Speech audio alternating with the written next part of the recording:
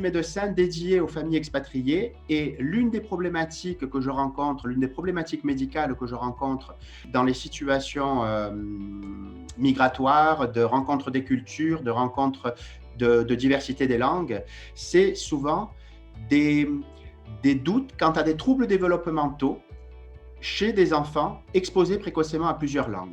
Le bilinguisme, ça n'est pas, comme le disait le petit Robert il y a encore une vingtaine d'années, le fait de maîtriser parfaitement plusieurs langues. Un monolingue non plus ne maîtrise pas parfaitement sa seule langue. Le langage est une fonction innée, alors que la langue est un code d'intercompréhension inventé par les hommes. Le propre d'un enfant recevant précocement une éducation bilingue est de construire sa fonction langagière orale à partir de plusieurs langues.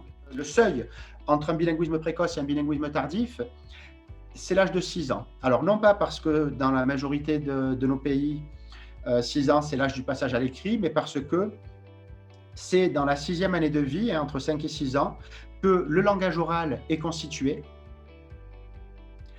C'est à partir de cette époque-là que d'ailleurs, que l'on soit bilingue simultané ou consécutif, on arrêtera d'avoir des mélanges de langues, des interférences linguistiques, alors si les ingrédients sont favorables évidemment. Créer une situation artificielle, explicite, rébarbative, fatigante, pour à tout prix faire acquérir une langue à un enfant, ça n'est pas de l'éducation plurilingue. Et ça n'est pas gage de réussite et ni d'épanouissement de l'enfant. Donc que ce soit clair, débuter très tôt le bain dans plusieurs langues n'est ni gage d'une qualité d'un bilinguisme, ni du caractère définitif du bilinguisme de l'enfant. Il n'est pas non plus avantageux d'avoir les 2 langues dès le début de la vie plutôt que bien développer sa fonction langagière avant de passer à l'autre. C'est l'épanouissement de votre enfant, de votre élève, de votre patient qui est l'objectif. La performance linguistique, oui, si son objectif, c'est justement cet épanouissement.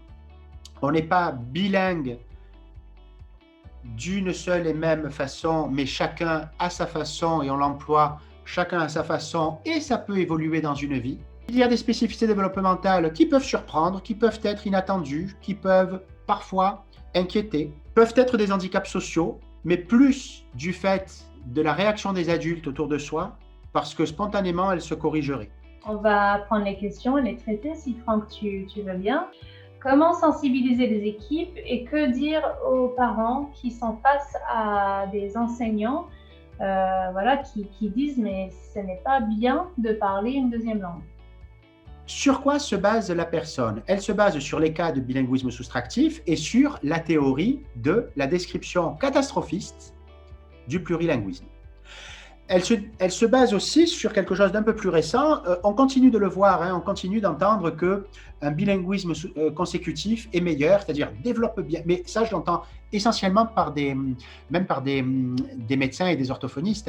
Développe bien ton langage à partir d'une langue et ensuite à partir de la deuxième langue. Mais oui, mais tu n'utiliseras pas la même zone de ton cerveau dans cette situation-là. On considère que le bilinguisme est une situation uniforme et ça ne l'est pas.